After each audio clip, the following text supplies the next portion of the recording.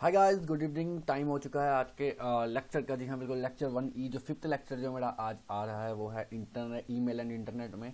आज तो बेसिकली मेरा था जो लेक्चर मुझे डालना था एमएस ऑफिस में, बट मेरे एक सब्सक्राइबर का जो है वो मुझे कमेंट आया। नाम तो मुझे याद नहीं है सब्सक्राइबर का, बट उनका जो कमेंट था मेरे कल के लेक्चर के कमेंट बॉक्स में आया था कि आप सर ईमेल एंड इंटरनेट में जो है वो वीडियो डालिए। सो आज का जो मेरा कंटेंट रहेगा, आज जो मैं वीडियो लेकर आया हूँ वो है ईमेल एंड इंटरनेट के ऊपर। सो बढ़ते हैं आगे और देखते हैं किस तरह का यहाँ पे ईमेल और इंटरनेट में जो क्वेश्चन पुट आउट हो सकते हैं कम्पिटेटिव एग्जाम्स में।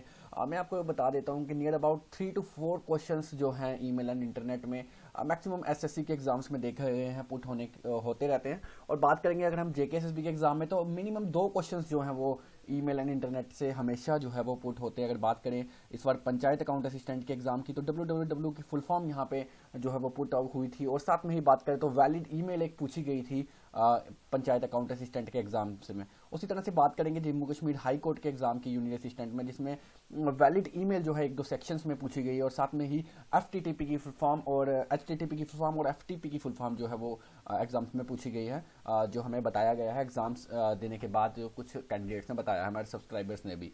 सो बढ़ते हैं इस वीडियो में आगे और कुछ डिस्कस करेंगे आज जो हमारा टॉपिक है ईमेल एंड इंटरनेट में। सो अगर अभी तक आपने मेरे इस चैनल जेके जॉब्स अपडेट पॉइंट को सब्सक्राइब नहीं किया है, या फिर आप नए व्यूअर्स हैं मेरे, तो please JK jobs update point channel को सब्सक्राइब कर दीजिए, बिकॉज इसी चैनल में जो है वो आपको टाइमली वैलिड टाइम जॉब की अपडेट और सिलेबस की जो प्रिपरेशन है वो यहाँ पे आपको टाइम टू टाइम ही मिलती रहेगी। और साथ ही बेल आइकन को ज़रूर दबा दीजिएगा ताकि कोई भी मैं वीडियो डालूँ उसका जो है अपलोड आप तक और अलर्ट जो है वो आप तक टाइमली पहुँच सकें। सो चलते हैं वीडियो के साथ आगे। तो मैं बताता हूँ आज की जो वीडियो है उसमें ईमेल की जो है वो एब्रीविएशन आप देख सकते हैं। Email stands for electronical mail. So electronic mail जो है वो ईमेल की एब्रीविएशन रहेगी। और मैं बता देता हूँ जो ईमेल है जो हमारा एक मेथड होता है डेटा को एक्सचेंज करने का। जी हाँ, बिल्कुल डिजिटली मैसेज हम कहेंगे। जैसे आप किसी को अगर हम बात करें ईमेल को, अगर थोड़ा सा साइड रख के हम व्हाट्सएप की बात करें, हम किसी को मैसेज करते हैं वो इलेक्ट्रॉनिकली मैसेज आपका जाता है। उसी तरह से ईमेल की बात करें तो इलेक्ट्रॉनिकल जो आपका डिजिटली मैसेज जो from one place to another आप कहें, या फिर वन प्लेस टू अनदर ना भी कहें, आप इसको कह सकते हैं कि सेंडर से रिसिप्टेंट्स के पास। जी हाँ, बिल्कुल। अगर आप सेंड करते हैं अपना डेटा अपने मोबाइल से ईमेल से, जो अपनी ऑफिशियल या कोई भी आपकी ईमेल रहती है पर्सनल, उससे आप किसी सेकंड पर्सन की ईमेल में डेटा या कुछ सेंड करते हैं, data is in the form of आप कुछ लिखकर सेंड करते हैं, या फिर कोई इमेज सेंड करते हैं, या फिर कोई आप फाइल अटैच करके सेंड करते हैं, तो जो भी डेटा आपका सेंड होता है वो थ्रू डिजिटल मैसेज के होता है। सो ईमेल का मैक्सिमम यूज वहीं किया जाता है। जो ईमेल है वो डेटा को जो हमारे डिजिटली ट्रांसफर करती है यहाँ पे एक जगह से दूसरी जगह, और या फिर आप कह सकते हैं सेंडर टू रिसेप्टेंट। तो ईमेल है जो इंटरनेट यूज करती है इस पर्पस के लिए, और आप सभी जानते हैं जिस तरह से। और ईमेल की बात करेंगे, जो सर्वर ईमेल के जो सर्वर्स होते हैं वो डेटा को एक्सेप्ट भी करते हैं, फॉरवर्ड भी करते हैं, डिलीवर भी करते हैं और स्टोर भी करते हैं। अब इन चारों का मतलब मैं आपको बता देता हूँ। सपोज कीजिए आपने मुझे एक फाइल अटैचमेंट जो है मुझे भेजी यहाँ पे। तो सबसे पहले उसने आपकी फाइल को अपलोड जब आप कर रहे हैं उसको एक्सेप्ट किया ईमेल ने, और उसके बाद उसको फॉरवर्ड किया मेरी तरफ, और फिर डिलीवर किया। जी हाँ, फॉरवर्ड और डिलीवर में बहुत डिफरेंस रहता है। फॉरवर्ड करना मतलब भेज देना आगे, सो डिलीवर करना डेस्टिनेशन तक डेटा को पहुंचा देना सोर्स से, वो होता है डिलीवर। और बात करेंगे स्टोर मैसेज की। आप देखिए, आप अगर मुझे आज ईमेल करते हैं, आज से 5 साल बाद आप अपने सेंट में जाके उस ईमेल को ढूंढेंगे तो वो डेफिनेटली उसने आपका डेटा जो है वो स्टोर करके रखा होगा। सो ईमेल जो है इसका मेन पर्पस जो वो यही रहता है। सो बात करते हैं इलेक्ट्रॉनिक ईमेल है जो वो कंसिस्ट रहती है 3 कंपोनेंट से। एक रहता है मैसेज इन्वेलप, जो आपका मैसेज का इन्वेलप रहेगा, और दूसरा रहता है मैसेज हेडर, और तीसरा रहेगा मैसेज बॉडी। देखते हैं मैसेज हेडर और मैसेज बॉडी में क्या रहेगा। सो मैसेज हेडर है जो वो कंटेन करता है आपकी कंट्रोल इन्फॉर्मेशन। जी है, बिल्कुल। आपका डेटा कहाँ जाना है, किस डेस्टिनेशन में जाना है, किसके पास जाना है, वो सभी के सभी मैसेज हेडर में आएगा। सो बात करेंगे ये इंक्लूड करता है आपकी एड्रेसेस। जी हाँ, बिल्कुल। एक टाइम पे आप मल्टीपल जो है एड्रेसेस डाल के ही ईमेल कर सकते हैं किसी भी सेम डाटा को। सो बहुत बड़ी यहाँ पे जो है ईमेल के द्वारा अभी जो इस जनरेशन में बहुत राहत मिली है। देखा जाए तो एक ही फाइल अगर आपको 100 बच्चों को भेजनी है, 100 कैंडिडेट्स या 100 किसी बंदों को भेजनी है, सो आप जो है उनकी डिफरेंट ईमेल आईडीज वहाँ अपलोड करें ईमेल के हेडर में, और जो है डेटा आप अगर एक फाइल भेजनी है तो फाइल अटैच करके आप उस फाइल को भेजेंगे तो डेफिनेटली डिफरेंट जितनी वैलिड्स मेल होंगी आपकी, उनमें से सभी की सभी वैलिड मेल्स में जो डेटा वो डेस्टिनेशन में उनके पहुंच जाएगा और डिलीवर भी हो जाएगा। सो बात करते हैं मैसेज बॉडी की। तो मैसेज बॉडी जो है वो कंटेन करता है मैसेज, जहाँ आपकी फॉर्म में अल्फा न्यूमेरिक होता है, फाइल्स होता है, जो इमेजेस, जिस तरह का आपका डेटा होगा जो आपको किसी को डिलीवर करना होगा, ट्रांसफर करना होगा, वो डेटा है जो वो आता है मैसेज बॉडी के अंदर। सो बढ़ते हैं आगे। आगे देखते हैं क्या लिखा हुआ है यहाँ पे। आप देख सकते हैं, now when electronic mail extended to carry multimedia जो डेटा है, अटैचमेंट्स हैं, वो अभी आज की डेट में जो है वो ईमेल पे फैसिलिटीज़ आ गई हैं। वो आप मल्टीमीडिया डेटा भी है जो वो उस पर डालकर सेंड कर सकते हैं, और उसको कहा जाता है multipurpose email, multipurpose internet mail extension. जी हाँ, MIME की फुल फॉर्म आप याद रख लीजिए, जो एग्जाम्स पे पूछी जाती है।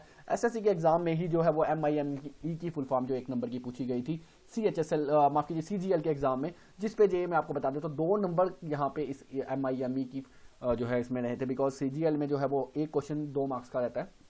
सो JKSSB की बात करेंगे अगर, तो MIME का अगर क्वेश्चन वहाँ पे आता तो 1 नंबर यहाँ पे आपके कहीं जाने वाले नहीं है। सो बात करते हैं अगले में फॉर्मेट्स। जी हाँ बिल्कुल, जो पंचायत अकाउंट असिस्टेंट की बात करेंगे तो फॉर्मेट ईमेल का आया था कि कौन सी ईमेल वैलिड होती है। मैं आपको नॉर्मली थोड़ी सी कुछ चीज़ें बता दूंगा कौन कौन सी ईमेल जो है वो वैलिड रहती है। आप याद रखिएगा, ईमेल जो वैलिड रहती है उसमें @ और .com जरूर होते हैं, बट किस एक्सटेंशन से और कहाँ पे होते हैं वो हम नीचे एग्जांपल्स के साथ बात करेंगे। मैं आपको बताता हूँ, डॉट चाहे जितने मर्जी रहें और अल्फा न्यूमेरिक या न्यूमेरिक जितनी मर्जी आपकी ईमेल रहे, बट कुछ एक फॉर्मेट रहता है ईमेल का। वो फॉर्मेट जो है वो आप अगर उस तरह का कुछ भी ईमेल में आपको मिलता है, एग्जाम में कोई क्वेश्चन पुट आउट होता है, तो उस फॉर्मेट के अकॉर्डिंगली जो भी वहाँ पे ईमेल आपको बेटर लगेगी आप उसको सेलेक्ट कर सकते हैं। अब मैं बता देता हूँ फॉर्मेट किस तरह के रहेंगे। जैसे यहाँ पे देखिए, जितनी भी ईमेल्स लगाई हैं मैंने यहाँ पे आपकी मेरी डिस्प्ले में आपको दिख रही है, सभी की सभी करेक्ट ईमेल्स हैं जी, बिल्कुल इसमें से कोई भी गलत नहीं है। देख सकते हैं फॉर्मेट के @gmail.com जी, बिल्कुल ऐड के बाद जी देखिए जीमेल, देखिए ये होती हैं कुछ कंपनीज की नेम्स के शेड्यूल रहती है। मैं आपको बता देता हूँ, जीमेल जरूरी नहीं है कि जीमेल ही होते हैं, मैक्सिमम अकाउंट्स जीमेल में होते हैं, बट मैं आपको बता दूं कुछ कॉलेजेस या कुछ रेपुटेटिव एस्टेब्लिशमेंट्स या कुछ सेक्टर्स की बात करें तो उनकी अपनी एक पर्सनल ईमेल्स भी होती हैं। लाइक एग्जांपल देता हूँ आपको मैं, अगर हम जम्मू की ही बात करें तो जम्मू में बहुत से कॉलेजेस हैं जिनकी खुद की अपनी जो है वो ईमेल की एक्सटेंशन रहती है। जैसे जम्मू में सपोज कर देते हैं कोई सागर करके कोई एस्टेब्लिशमेंट, मेरे नाम पे कोई एस्टेब्लिशमेंट है, तो मैं उसकी जो है पर्सनल ईमेल अपने नाम की बना सकता हूँ। उसकी ईमेल किस तरह रहेगी वो मैं आपको यहाँ फॉर्मेट में लिख के बता देता हूँ। जैसे सपोज abcd@sagar.com, इस तरह की जो है वो ईमेल्स भी वैलिड रहती हैं। कुछ कंपनीज की अपनी नाम पे जो है वो ईमेल रहती हैं।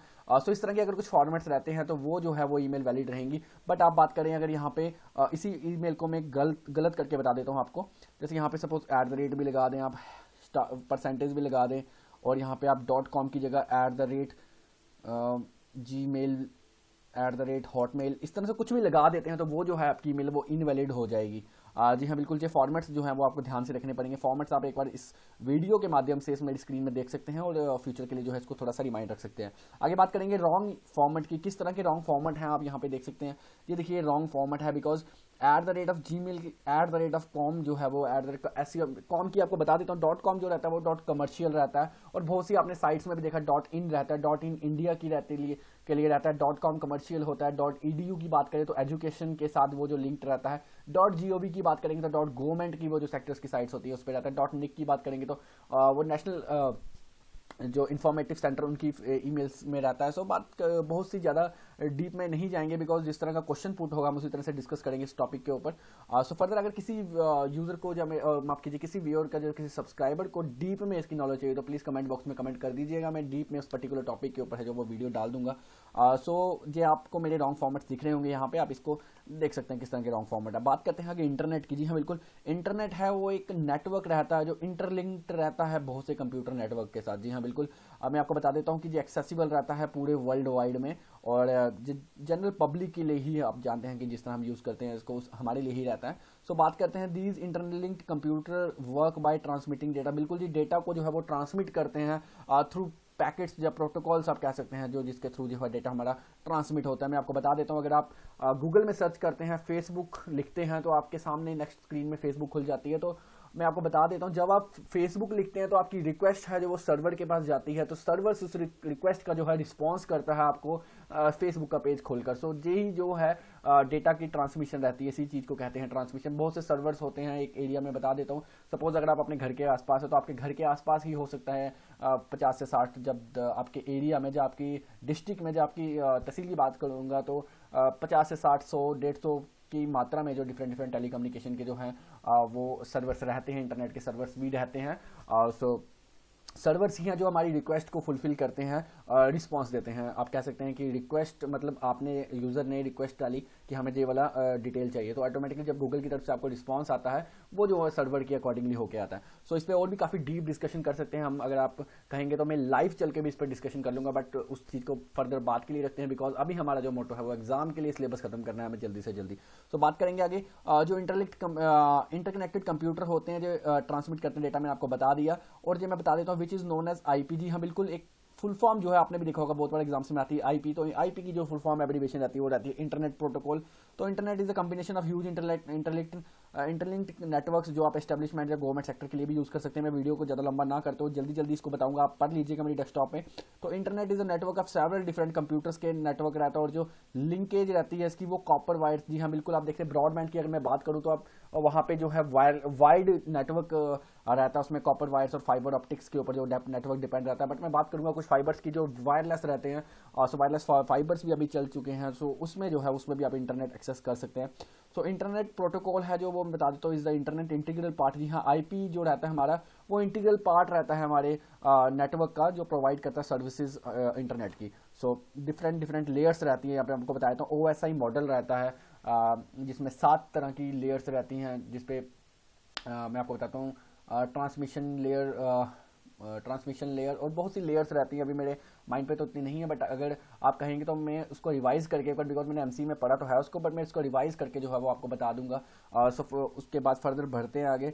www एक बहुत इंपॉर्टेंट क्वेश्चन है जो पेपर में पुट किया जाता है नेटवर्किंग की से ही साइट से ही देखा जाए। www है जो वो उसकी एब्रीविएशन ही पूछी जाती है, तो मैं आपको बताता हूँ वर्ल्ड वाइड वेब है। और जो इंटरलिंक्ड रहता है collection of information and documents, पे डॉक्यूमेंट्स और इन्फॉर्मेशन की जो है वो कलेक्शन रहती है, जो आपको क्या करती है, आपके रिसोर्स रहती है जनरल पब्लिक के लिए, आपके लिए।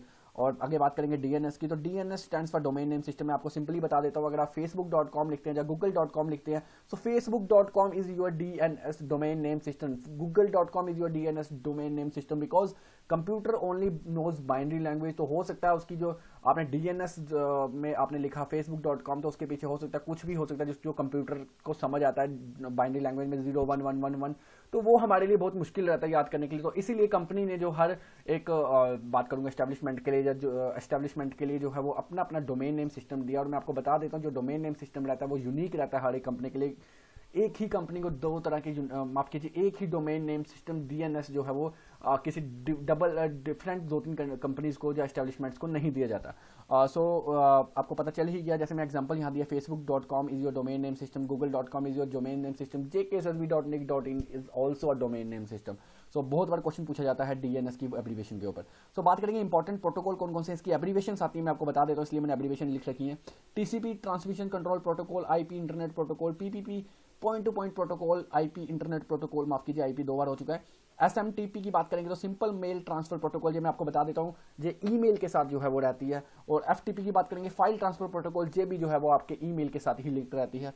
बात करेंगे HTTP hyper text transfer protocol, आप कभी भी गूगल में या कुछ भी सर्च करते हैं, आप ऊपर का जो एड्रेस उसको कॉपी करिएगा, वहाँ पे HTTP लिखा होता है, बिकॉज वो जो है आपका वो आपके टेक्स्ट को ट्रांसफर करता है जो डिफरेंट सर्वर्स में। बात करेंगे www की, तो वेबसाइट के आगे बहुत बार आपने देखा हुआ www लिखा होता है, वो रहता है, उसकी एब्रीविएशन रहती है world wide web. So point है जो आज के रिमेंबर करने वाले वो उस पर डिस्कस करते हैं, जिसमें क्वेश्चन पुट हो सकते हैं मैक्सिमम।